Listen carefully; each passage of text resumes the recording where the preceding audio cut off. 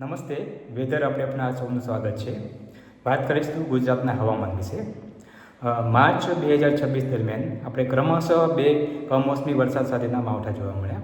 ખાસ કરીને 18થી 20 માર્ચ દરમિયાન અને માર્ચના અંતમાં એટલે કે 29-30 માર્ચ દરમિયાન ગુજરાતના સૌરાષ્ટ્ર અને કચ્છના અમુક ભાગોમાં અને ઉત્તર ગુજરાતના કેટલાક ભાગોમાં આપણે કમોસમી વરસાદ જોવા મળ્યો હતો.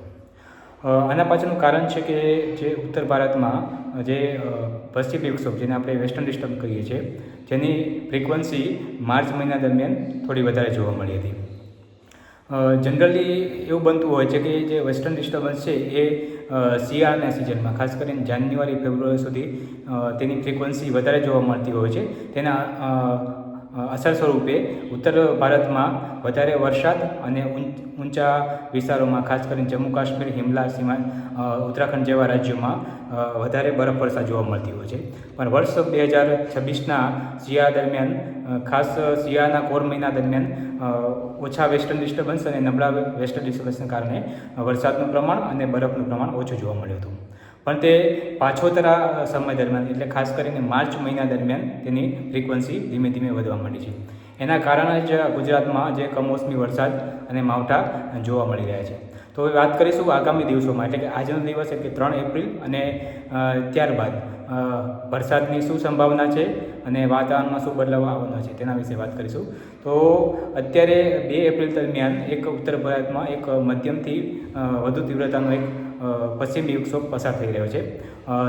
તેના પરિણામ સ્વરૂપે તેમજ અરબ સાગરના ભેજના મિશ્રણના કારણે રાજસ્થાનના ભાગોમાં, પાકિસ્તાનના ભાગોમાં એક સાયક્લોનિક સર્ક્યુલેશન જે છે એ વધારે તીવ્રતાનું એક ઉદ્ભવેલું છે.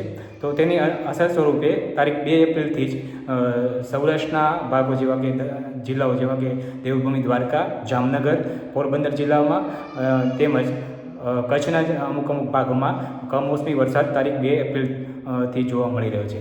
આજે 3 એપ્રિલ દરમિયાન પણ ગુજરાતના મોટાભાગના જિલ્લાઓમાં ખાસ કરીને કચ્છ જિલ્લાના અમુક ભાગોમાં, સૌરાષ્ટ્રના મોટાભાગના, પશ્ચિમ સૌરાષ્ટ્રના મોટાભાગના જિલ્લાઓ તેમજ મધ્ય સૌરાષ્ટ્રના કેટલાક જિલ્લાઓમાં અને ઉત્તર ગુજરાતના મોટાભાગના જિલ્લાઓ ખાસ કરીને સાબરકાંઠા, બનાસકાંઠા, અરવલ્લી તેમજ પૂર્વ ગુજરાતના જિલ્લાઓ દાહોદ, મહીસાગર અને દક્ષિણ ગુજરાતના જિલ્લાઓ ખાસ કરીને ભરૂચ જેવા વિસ્તારોમાં આજે પણ તારીખ 3 દરમિયાન પણ કમોસમી વરસાદની સંભાવના દેખાઈ રહી છે.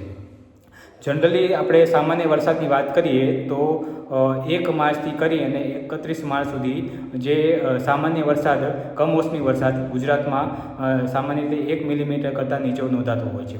પણ આ વર્ષે સતત મજબૂત કક્ષાના અને મધ્યમ તીવ્રતાના જે પશ્ચિમી વિક્ષોભ તેમજ અરબ સાગરના ભેજના મિશ્રણને કારણે જે માર્ચ મહિનામાં વરસાદ થવો જોઈએ એના કરતાં ઘણો વધારે વરસાદ એટલે કે સામાન્ય કરતાં 3 થી 4 મિલીમીટર વરસાદ વધારે જોવા મળી રહ્યો છે.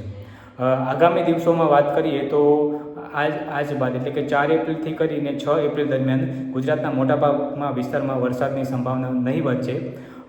પણ તારીખ 7 એપ્રિલ દરમિયાન ઉત્તર ભારતમાં વધુ એક પશ્ચિમી વિક્ષોભ પસાર થવાની સંભાવના દેખાઈ રહી છે.